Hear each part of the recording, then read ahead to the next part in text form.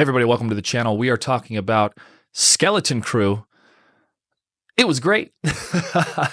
It was great. This is the latest entry in a galaxy far, far away. And right off the bat, I'm telling you, it was definitely worth a watch. It has a real thrilling sense of adventure.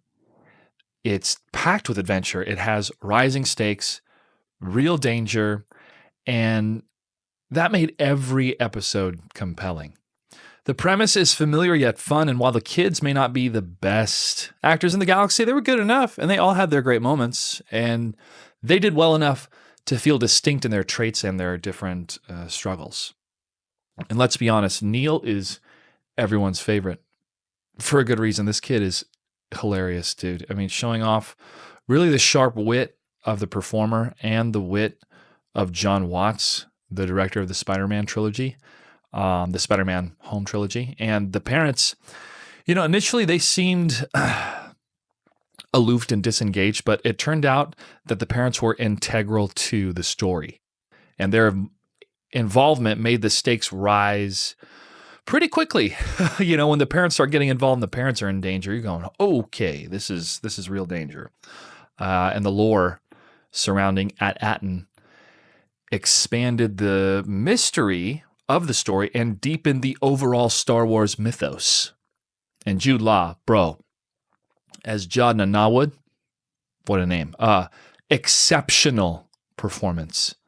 I'd watch an entire series about this character alone. I really would. And I'm sure a lot of you are with me, and you'll let me know in the comments down below. From here on out, spoilers are coming faster than Millennium Falcon, dude. They're out there. So we're going to talk about spoilers after this. Be warned. All right. So if you haven't watched it, it's probably totally worth a binge. You could probably binge it in an afternoon, but it's a good time. And I think kids probably 5 and older would get a sense of what's going on, but definitely 8 and up. I mean, if I got to watch that show when I was a kid, I'd be totally into it. So yeah, I would highly recommend. So we're going to jump into spoilers. I'm not going to really rehash the entire story. I'm going to try to go with the biggest beats, talk about the different characters, why they were so good, and why the story really resonated in something that was new yet familiar, that, emblem type entertainment vibe. And I think they really nailed it. The opening scene sets the tone, and it starts off with a pirate crew doing a mutiny against their captain. And this establishes the kind of ruthless galaxy we're dealing with. We're then introduced to a suburban planet. I mean, it's a change for sure from the usual all desert or all forest landscapes. But if this was an all suburban planet, that's a funny concept. So the planet's societal structure is intriguing, right? These kids have to undergo these standardized tests, I guess you would say, these assessments to determine their place in the quote unquote great work. So this is highlighting a collective controlled society, right? But they all are working towards something. You don't know what it is off the bat, but it's revealed later. But at what cost, right? Are they losing autonomy, individuality? Are they losing that sense of self that Wynn is embodying, one of the main characters in the story? These questions, really start to linger as they unfold, because every moment in this show I felt meant something, right? Or every scene was impactful to the overall story, the overall theme, and this sense of protection versus freedom out there in the galaxy, and to be an isolated planet on your own, or to be part of a great collective whole.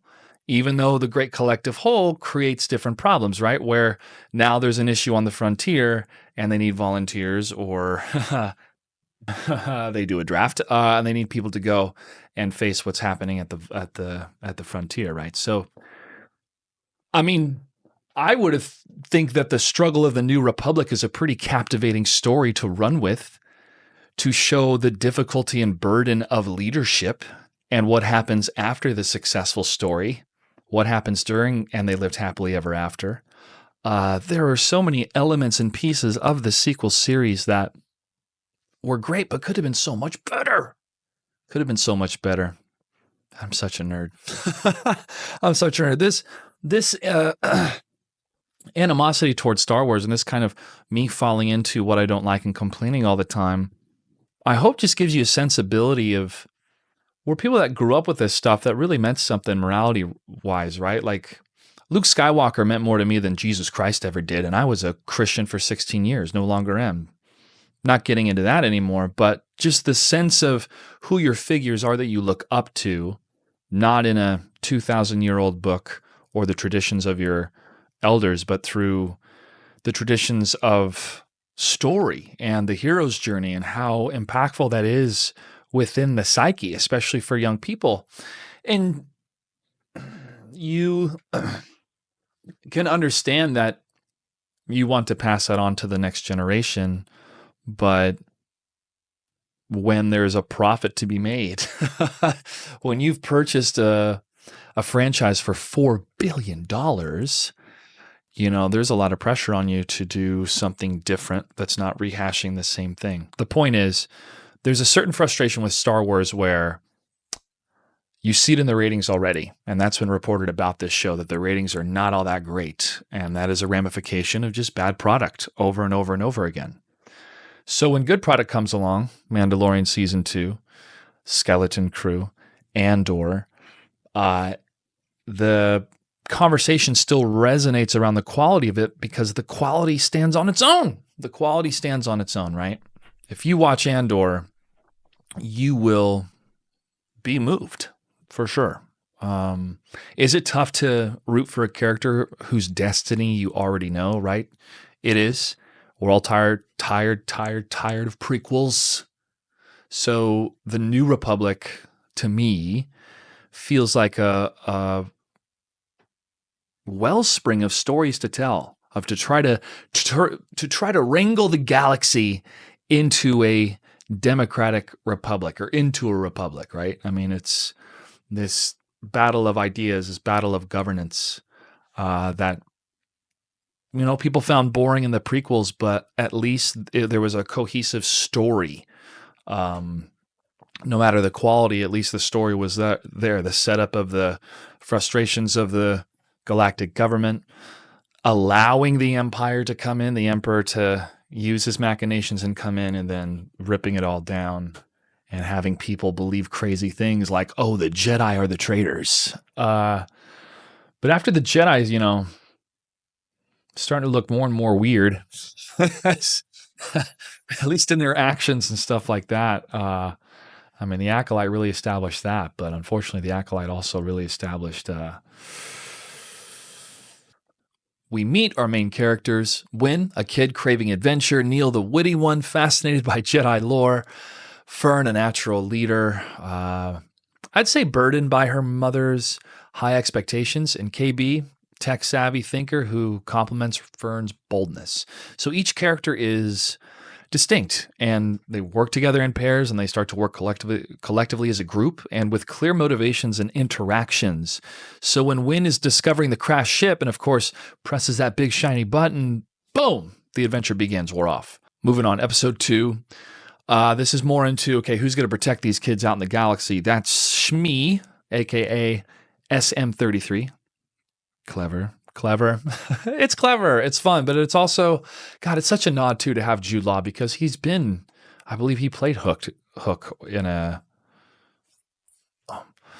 I believe Jude Law played Hook in a previous production of Peter Pan, but at least to bring that Peter Pan connection of pirates. Anyways, we think of SM-33 as like Sloth from the Goonies, but in droid form. And Smi adds a bit of that humor and a sense of safety for the kids as they're going to their first stop. It's a sketchy pirate port, but they're learning some harsh lessons about money and trust. I thought this sequence with, they don't know how much that money is worth, if it's worth anything, so they show it, and the manipulation of the people there going like, oh, actually it costs this much more, and he needs this, and he needs that. I'm just like, oh man, these kids are going to learn quick how the galaxy works.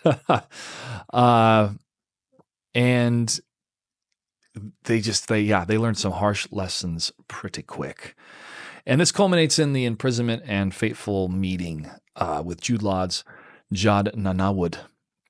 Now, Jude, he's a Force user, and they have a lot of mystery around him. They play that mystery pretty well. He's stuck in the brig, and he needs the kid ship to escape. Now, this writing smartly avoids that cliche of, like, if he has the Force, why couldn't he have left earlier, right? Well, it's clear that he's powerful, but he's limited. He needed a ship. He can't get out of there with the ship. So that adds depth to the character, rules to the story, and together they form this shaky alliance to find At-Attin, a planet that promises treasure for Jude and a way home for the kids.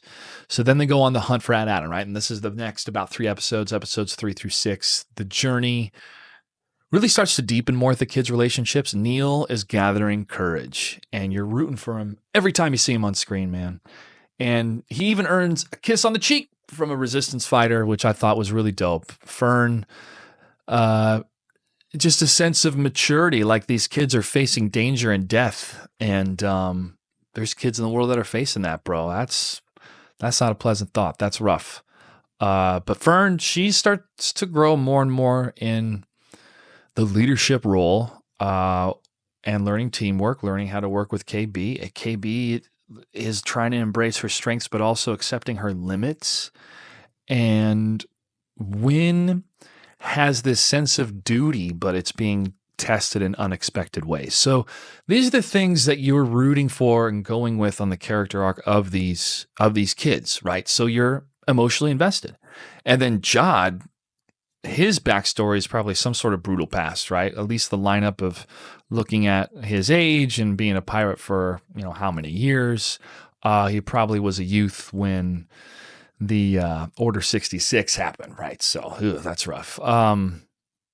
So you're expecting something fascinating about him since he knows how to use the Force. And as a Force user who's unaffiliated with the Jedi, this is fascinatingly complex.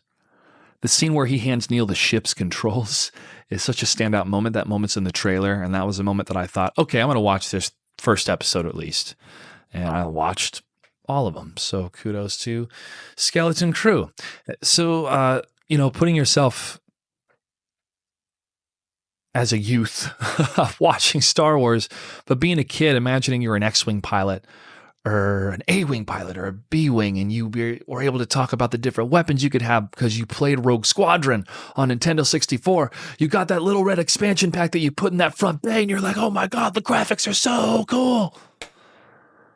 Dope. I mean, big spoilers for that big finale, but when you saw the B-Wings using those laser turrets, you were just like, where's this video game? Where is it, Disney?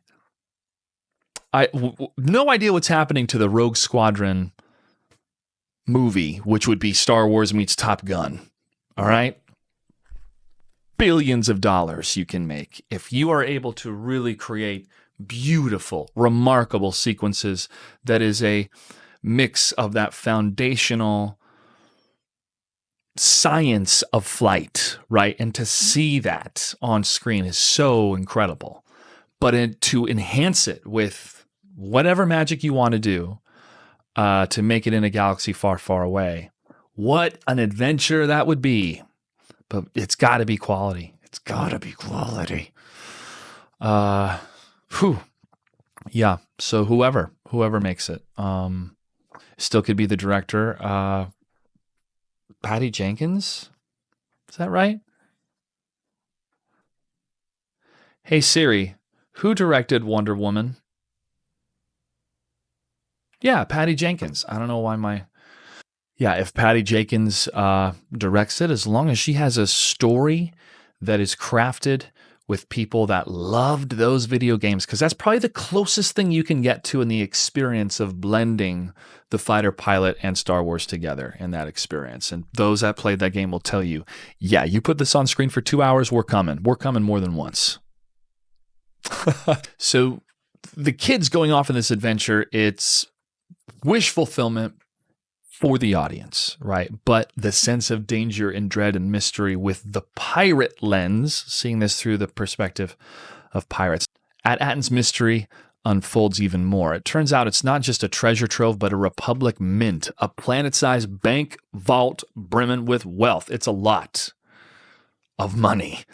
This revelation raises the stakes significantly, and it starts to create the completion of the story going like, oh, that is a lot of treasure. Oh my goodness. Wow. Like the sheer magnitude of it is expressed with how the kids are interacting with those pirates when they have that money. And when you see how much is there, you understand the motivation of the pirates.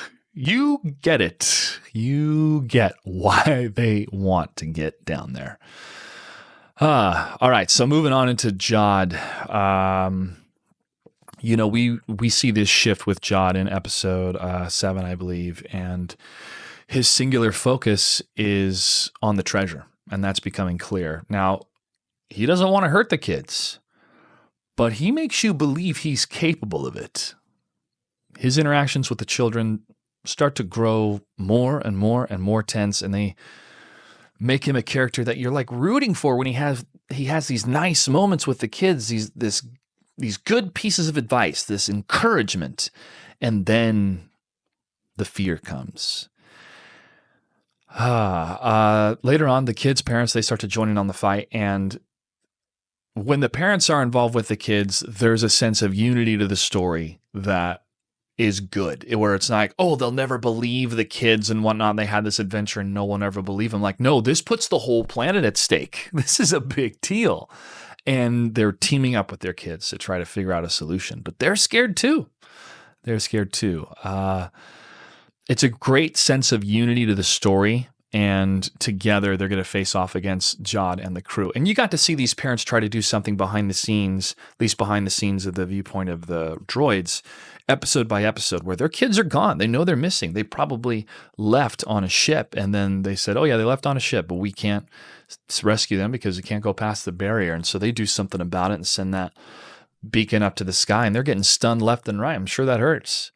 That was a cool sequence, but it was good to have the parents involved that way, where nobody is dumb in this story, right? Everybody is adding to it, and Wynn probably shouldn't have pressed that button, but gosh darn it, Fern thanks him later saying like, I'm really glad you did because we were able to go on this adventure. So yeah, this is where the face-off happens, man. It's Jude versus Zen. When he has that lightsaber, dude, it's crazy. The sound effects are just so good. So final episode. Here we go. It's a roller coaster. KB's desperate attempt to fix that ship. Dude, that had me at the edge of my seat, bro. When she was trying to put the wires together and she had the visor off and she's just saying, I can fix it. I can fix it. I can fix it. I was like, oh man, are they really going to do this? That's how high the stakes felt. And when that ship started to go down and it went behind the skyline, behind the buildings, and I was waiting like it's about to shoot up to the sky at any moment, and then it doesn't, bro, my heart was on the floor. I was like, these pirates are going down. You're going down, Jude Law. Oh no. But he mourned her too. And he even said it didn't have to be this way. That is such a poignant and much needed simplicity to telling such fantastical stories, where in the action of Jude reacting to KB's ship going down, then multiple times through the comms telling his crew, don't hurt anybody. I need them as workers. I need them as workers. He's still playing that tough guy, but he even says he didn't want anybody to get hurt. But to show how desperate he is to get that treasure. I mean, Jude has been very hurt in the past. And then he reveals it, right? He was probably, born in a hellhole, and a Jedi came and found him, probably a Jedi on the run. And she was training him for a bit, and then the droids found her, which is why he probably hates droids, or Sith Inquisitors, probably both, and took her out, man. So like the one person that really was going to give him a leg up, a step up, got annihilated, obliterated in front of him. So of course he would become a hard person. Yeah, it really stirs a lot of the human contact points of why we like to watch this stuff, because you think about it, you consider your own morality, your own choices. And, that's really the kind of the innocence and the heart of these stories, where now they've become so divisive in the media, on the internet. And I even have reservations making this video and adding my voice, but I prefer to be a voice of positivity when I really like something, and I think this show is great. I think the people that put it together really understand Star Wars and understand the magic behind it, and did it in a way that maybe felt a little bit limited in the budget in some shots with some of the effects. Okay, we'll admit some of the effects could have been better, but because you resonate with the characters so much, it's okay. It's okay. We know what you're going for. It's a lot more time. It's not just a movie, it's a show. So there's more time on the books for what you're actually producing. And the budget's maybe not as great as it should be. You brought the heart to it. Everybody in front of and behind the camera. I mean, you really did. So it's something to be proud of. And hopefully the ratings will prove it. But if they don't, then hopefully a number of voices online and I don't know, conventions or conversations to tell you that this is want more of this. Neil firing the cannon, bro, going, you guys need cover. And he goes, and you're like, what's he doing? And then when it shoots at the right time and hits the frigate, and you're like, yeah, Neil. Then Neil's just running out of there going, you guys got cover, get out of here. And that thing blows up behind him. You're like, bro, this is insane. These kids were taking heavy fire and they kept their cool. That's what an adventure will do to you. That was dope, man. It was such a payoff. It was such a payoff to go on that final big adventure of saving their family, their neighborhood, their town, their planet, and also the consequences of it. Yeah, pretty great. I couldn't help but cheer when he fired that cannon, dude. And then Wynn and Fern holding the lightsaber together to resist Jod's force pull was a powerful moment of heroism for sure. Now, Jod's defeat is both, it's dramatic and it's bittersweet. And you're watching this frigate go down. He has this smirk. He has a smile that he's resigned to his fate, but it's a next chapter of his lifetime vibe, right? Like he's like, I'm going to make it. Now I don't have to worry about my crew. Now I'm going to do something else. Or that he got bested. He got bested by these kids. One of the things that he said, the pinpricks of light around the galaxy that you can barely even see. It's like, ooh, it's a dark world out there. It's a dark galaxy. Yeah, some really heavy stuff. Really incredible acting. I mean, Jude Law, really brought it, man. You could feel the menace and the conflict. It was like Yoda needed to be like, I sense great conflict in you, bro. Let's chill. Let's talk it out. The barrier protecting the planet At-Attin, it's gone. It's destroyed. It's allowing the New Republic to come in and intervene. And I have seen a couple people express this in their videos, but they wish that there was some sort of scene for the real Republic emissary, the New Republic emissary, to address the planet's leaders.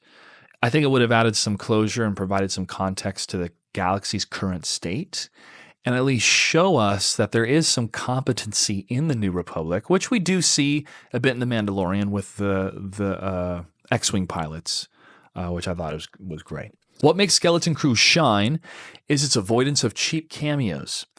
The story stands on its own, and the respect given to the lightsaber as a dangerous weapon felt fresh, especially with the exceptional sound design. The writing, direction, and character development elevated this show above some recent Star Wars missteps. Bryce Dallas Howard's work here is phenomenal, delivering moments that made Star Wars feel cool again. Skeleton Crew is a triumph. It's heartfelt, it's thrilling, and it's full of that classic Star Wars magic. If you've been yearning for something to rekindle that love for the galaxy far, far away, this is it. Thanks for watching. You know what to do. It's YouTube. I'll see you online.